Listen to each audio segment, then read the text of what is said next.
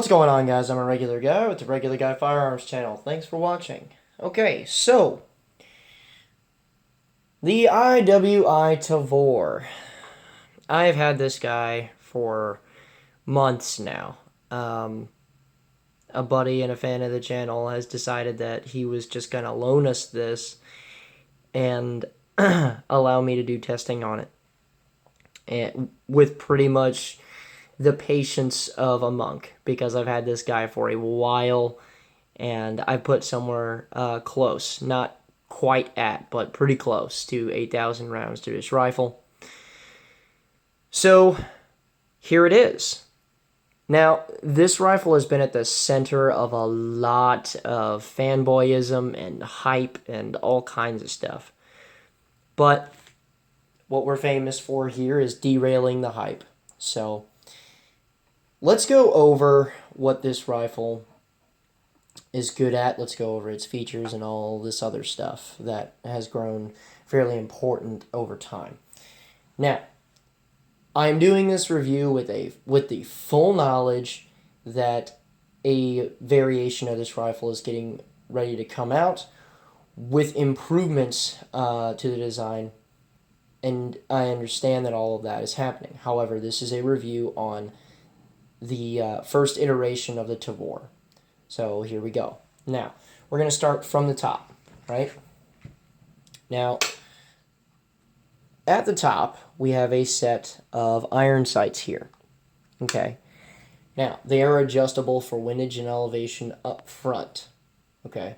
So, at first, I didn't realize this fully, that it was adjustable for elevation and windage up front. So, an initial criticism that I had was that the rear sight wasn't adjustable. So, I was just basically saying how useless can these sights be.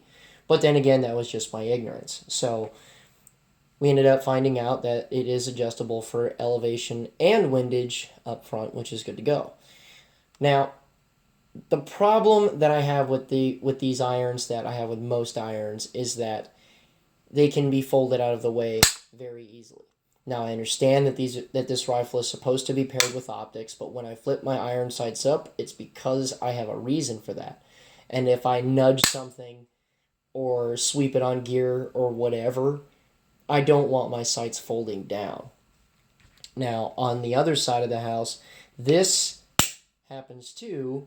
So, I mean, to me, it's just a criticism that I have on the irons themselves, in that yes, they're there. Yes, they work. Yes, they work well. I thought that they would be actually terrible sights when I was just looking at them. But they do work, and they work pretty well as far as iron sights go. The problem that I have is just that they're very easy to sweep out of the way. So you may decide that you want to put different irons on there. But if it was my personal rifle and I was going to do with what I wanted to it, I would replace them. Okay. Now, this is a short stroke piston driven bullpup. Okay. And for those of you that don't know what the bullpup deal is, it basically means that your moving parts and your magazine insert are behind your trigger guard area. Okay. So what this does with this rifle is that it is supposed to compact the rifle significantly while retaining a standard carbine length barrel. Okay. So, and it does do that very well. And what is very nice about it, even though it was rather off-putting at first, was that it's very back-end heavy. So, and this is just from all of the shooting I've done with more conventional rifles and stuff like that. The balance was kind of weird. Doing reloads with it was a little awkward at first, simply because when I would go to trap this rifle into my shoulder and whatnot, it would just try to keep going. And again, that's a training issue, so it's not really a big deal. But I will say this, and we'll go over controls a little bit more, but reloading this thing is very, very fast. Okay, it's very fast, and most of the controls on this rifle make a ton of sense. But we'll go into controls a little bit more when I'm standing up in front of the whiteboard, so that I can illustrate that a little bit better. Okay, now this is not the standard handguard that comes with it. Midwest Industries made this basically as a key mod extension to the handguard itself so that you can throw your ninja stuff a little bit further forward on it, and so that the compactness of your hands wouldn't basically hinder your ability to do specific things like mount flashlights and stuff. So, that's a nice touch, but the standard handguard does not do that. It stops right about here. Now, what's kind of nice about this rifle is that it has ambidextrous-ish capabilities. Now, your charging handle and your safety can be switched to the other side. Your magazine release is in one centralized location, so you don't need to worry about switching that. And same for your bolt lock and release, which is back here. Now, in order to do that, you basically would have to remove this rail section, throw it on this side, put the charging handle on this side, and for the safety, it's as simple as pulling this out of place and switching it around. So, as far as controls and stuff like that, it can be tailored to the individual that's using it. What's also kind of neat about it is that there are left and right-handed bolts for it, because, as a lot of you know, the ejection port on Bullpups does not lend itself very well to opposite hand shooting. So this is set up for a right-handed guy, and if he were to switch over to the left-hand side, he would be getting kissed in the face by brass. And honestly, unless you have a really majestic beard, you're going to get cut up a little bit. I'll go ahead and illustrate that a little bit for you now.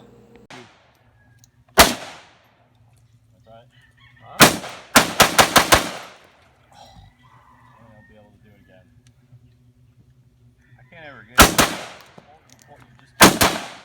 Because I do it. Good forward.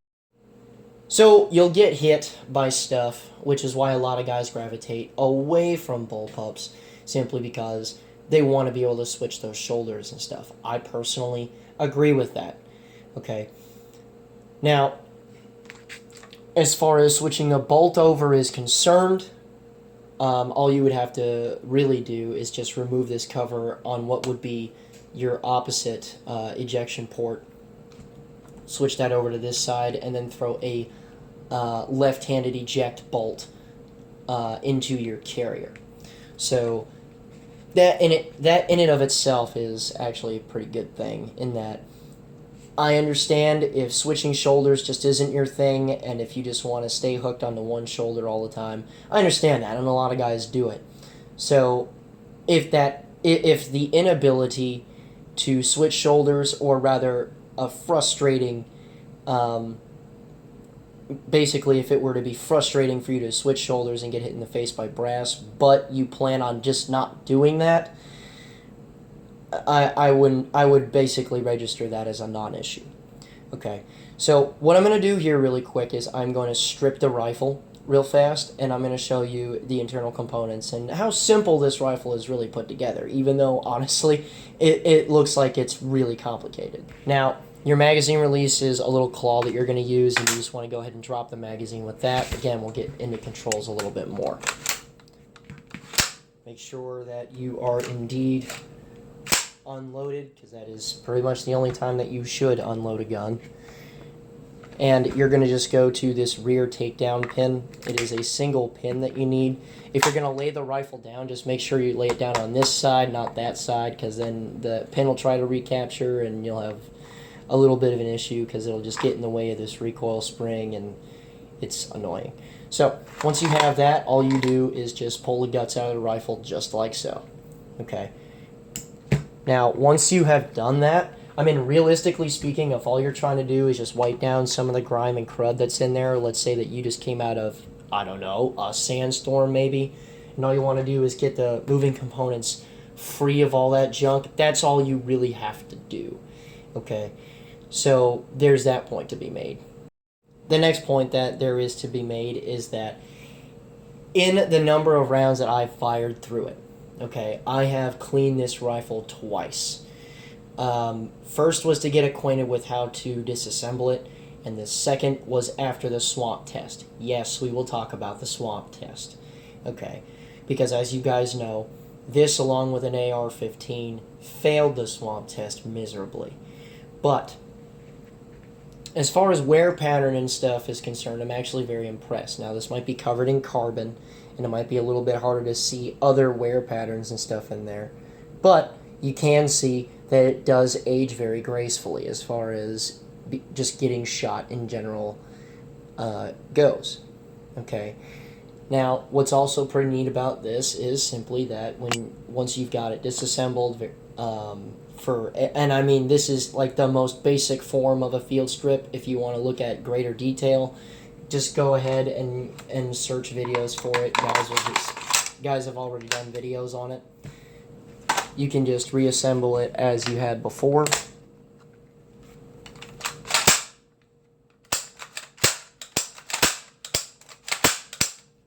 Okay. And once you have it back together, obviously you want to do a function check on it, which is what I just did, and then go ahead and load it up again. So, as far as just being very simple, if it's easier for me to maintain, I can concentrate on other things that I need to do. So, all of that is a huge point in favor of the Tavor. Another really nice touch to it, which just seems to be the standard of modern fighting rifles, is your 12 o'clock monolithic rail. Now, this is good. I've gotten used to just hanging all of the stuff that I need off of the 12 o'clock rail, just so that there's a consistency there, and so that I have a method of consistently mounting things in case I don't have other rails and stuff to deal with. So having this up here, especially in the length that it is, accommodates a lot of different things. For instance, if you're using PEC 15s, D-balls, flashlights, whatever, larger glass that you would want to use for a short designated marksman rifle, or whatever you really need at this point, you can hang it off the top end of that gun and it'll run just fine. What is neat also about this is that there are caliber conversion kits for it and stuff like that. Have I shot any of them through this rifle? No. What I do know is that if you take this guy out, zero it, rip off the original barrel, and then put it back on, it will stay zeroed. Now, why is this important? This is important because if you plan on doing a multi-mission type role, what I would personally want is, along with a conversion kit, you'll end up with a different barrel, and I would also pair it with a zeroed optic and a quality mount. Okay, for instance, the M68 mount from LaRue is good to go. Now, here's the idea, right? If I pull a barrel off of this thing, switch out to a different caliber, and then mount an optic in an exact spot that was zeroed for that specific caliber, I can immediately go to work. And then once I need the barrel that was on here originally, I can switch them out, put this aim point back on there, and I don't have to zero again. Now, in a lot of cases, will you lose a little bit of your zero? Honestly, in a lot of cases, in different with different weapon systems and stuff like that, like for instance the AR, if I start to do that kind of thing with optics alone, you will have a little bit of zero shift, but that's very easy to correct. And that is much less of a problem because it is a mount and an optic issue rather than a mount, optic, and a barrel issue. So the fact that you can tear this barrel off, put it back on, and it will maintain zero after that is very important. And I think that that is a huge plus in its favor as well. Okay, now we're going to go ahead and talk about this trigger. There is just a mountain of butthurt on this gun about the trigger and all that. The stock trigger that's in there is quite heavy. And it's also a little creepy too, as you would imagine from a bullpup type gun. If you are not experienced with bullpups, you'll realize really fast that conventional gun triggers have basically put you onto a crutch as far as just what the general thought of what a good rifle trigger is. However, if you don't do much rifle shooting and you shoot a lot of striker-fired guns like Glocks and whatnot, that is a lot closer to what this trigger is like. Okay. Now, in here is a different trigger, and this one is from Geisley. Now, the difference between this trigger and the stock trigger is that this is a lighter trigger, but it also has a longer trigger pull for some reason. Now, you can see where there's just a slack and then creep. It's light, but creep, and then it fires. I actually did not intend to do that. So there will be the slack, creep, creep, creep, creep. Okay. So it's not very heavy, but it is actually longer than the stock trigger. And because we all know that Geisley triggers like to be very smooth and ball bearing like, it can be a little weird, especially if you're used to the stock trigger that comes with it. Because the stock trigger that comes with it is very reminiscent of a lot of military type rifles, and that it's fairly heavy. There's original slack in there. You'll be pressing your way through it. You'll hit a brick wall, and then it'll fire. Okay, that trigger and its length of actual pull is indeed shorter than this trigger. So it's a little weird going back and forth between the two. But you're basically going to have to decide which one is worth it to you. Now, do I personally think that the Geisley trigger is better than the stock trigger? Yes, I do. And that's a good segue into the next point. This barrel was assembled very, very well. It is a cold hammer forged chrome line 1-in-7 twist barrel with a standard carbine length barrel in there, similar to an M4 or a AR-15's barrel length, but it's actually shorter than a 10.5-inch short-barreled AR. So with that shortness in there and with a standard carbine length barrel in there, it is actually quite a bit handier to shoot offhand at greater distances with, and because the barrel is well made, you can hit things consistently at 2, 3, 4, and 500 yards with it. Now, the biggest thing that I'm going to get into here, and the biggest thing that a lot of people are going to have to get over if they want to get into Tavor, are the controls. Because there are some drawbacks, I believe, to this. And for that, I'm going to go ahead and switch to... I'm going to basically grab this guy off the table and we'll talk about it more. Okay, guys. Before I get into anything else, we're going to talk about the swamp test. Okay, a lot of guys saw that test and they're like, oh my god, my soul's been crushed because the Tavor didn't make it and all this other stuff. And in all honesty, I was really surprised that it didn't. But me and my buddy Doug, the guy that was shooting the camera during that video, we looked over it and we looked over what it was that we were throwing these guns into. And it was very silt-filled water. Just really fine, really gritty stuff that'll invade things very easily. And when we realized how bad that is on machines, well, the content of the silt in the water that was. When we realized how bad that is on machines, we immediately made the ruling that, most guns are going to fail that test. Most guns are going to fail that test. The only guns that would survive it are very open-actioned, looser tolerance guns, and that's why the AK did as well as it did. Okay, there are other tests out there of it going through all kinds of mud and everything else that it did just fine in. So what we figured was that that specific test was the Achilles heel for the rifle. Now, you guys will note that you saw the AR immediately get turned into a bolt gun after we threw it in there. And then we just threw an AK in there, pulled it out, shot it a bunch of times. And yeah, there was also sand and mud involved. And the AK actually went into the silt-filled water twice, and that is what made it short shuck once.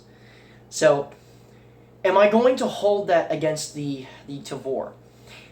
Yes and no. The reason why I say yes is that a lot of guys will say that that is an unrealistic test, or it's not a real-world test. I've heard that one a lot. I have a problem with that, and the reason why I have a problem with that was that I did that test in the real world. I was in Florida, and that was in a swampy part of Florida. What do we not understand about this?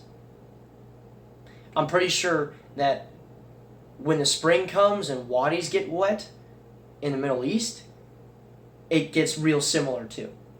Okay, so to me, it is something that I would hold personally against the rifle, but it is not something that I would hold cripplingly so against it, simply because I have no problems whatsoever taking an AR into a theater of combat, and I've run ARs for a very long time, and my confidence personally isn't shaken on their reliability in the vast majority of circumstances. And that rifle did worse.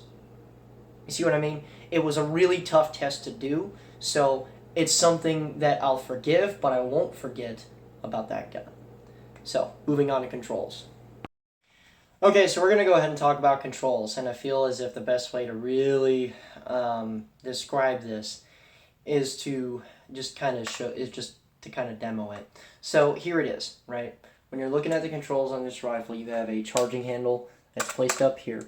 And the best way that I would describe it when compared to most conventional systems out there is that it's a little more stiff. Not overly so, but enough to notice. Okay.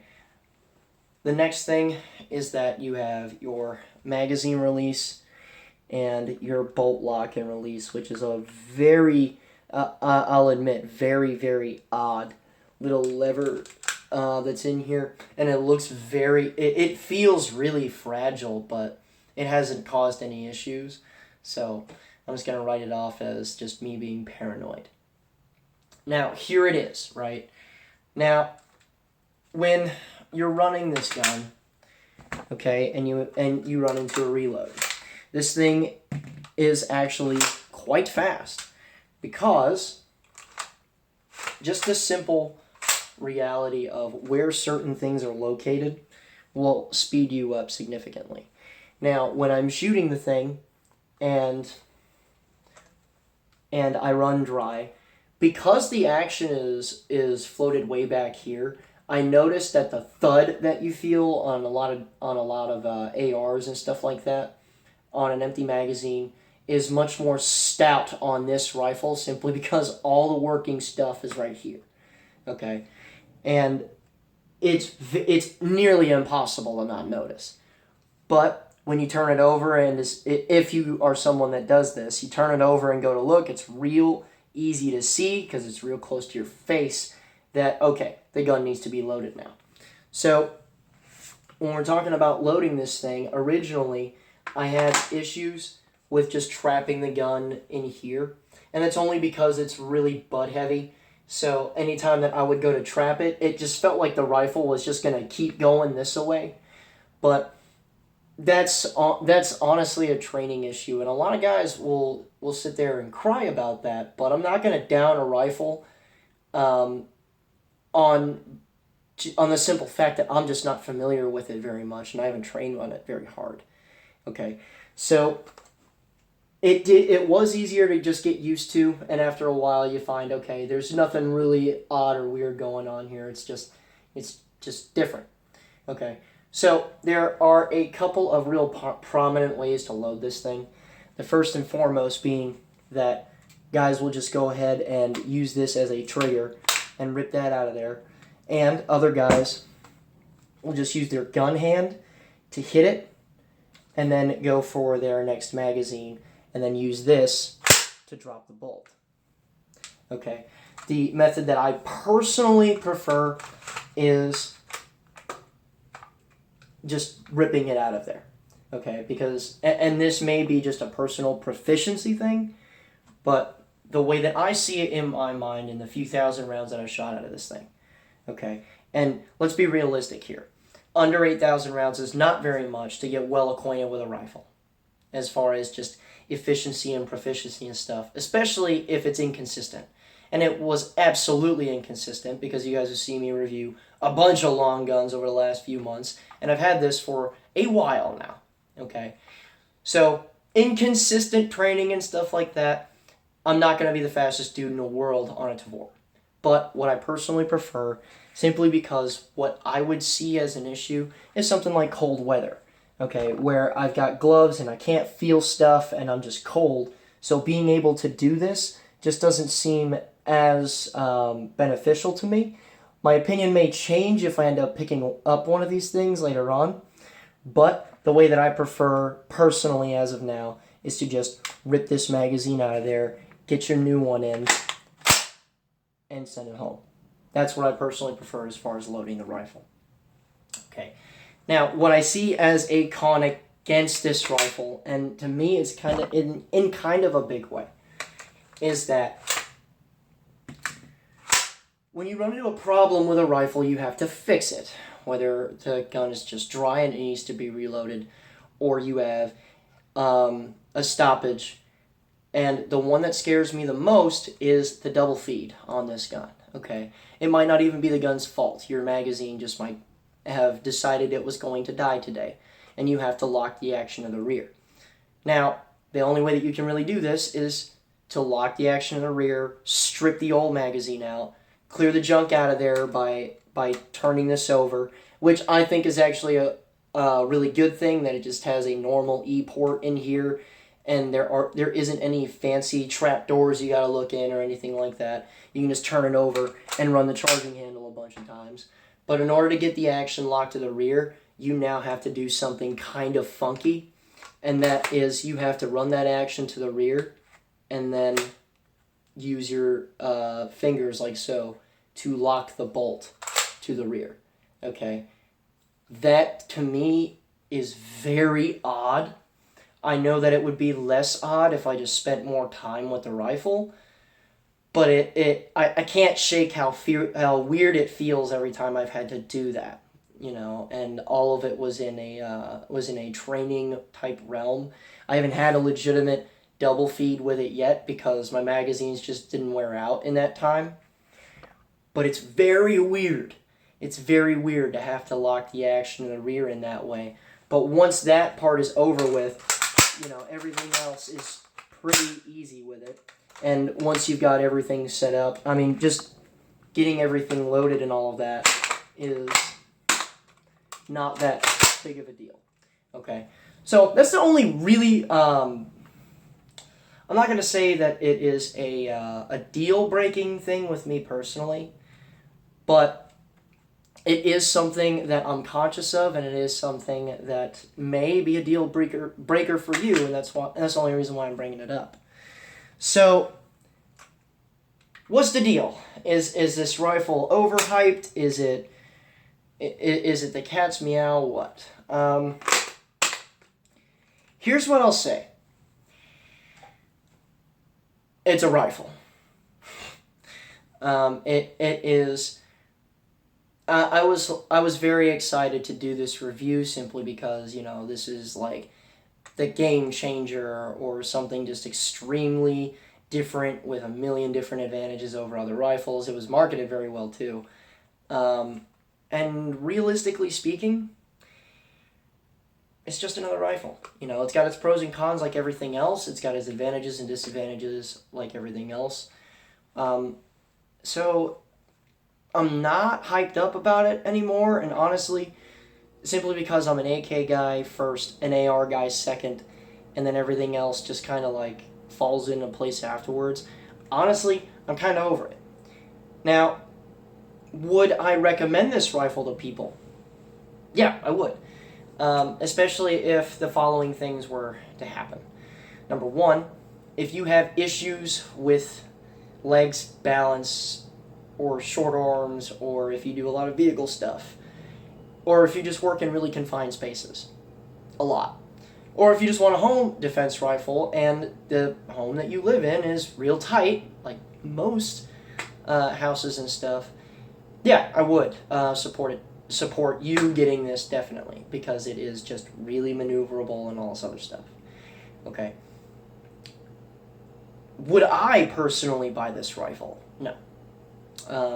And this is actually one of the rare occasions where I would personally not own something, but then recommend it all day, every day to somebody else. Okay. So, I mean, Really, that's it. I mean, it's just one of those things where it's like, oh, okay, it does this well, it does this not so well. It's like every other rifle ever made, basically. So there's not much else that I can honestly say about it, but it is accurate, it is very reliable, and for what it was designed to do, it does very, very well. So I'm not going to advise anyone against getting one, but that's my opinion. Well, that's it, guys. Remember, regular guy's firearm is the last defense against tyranny. Be easy.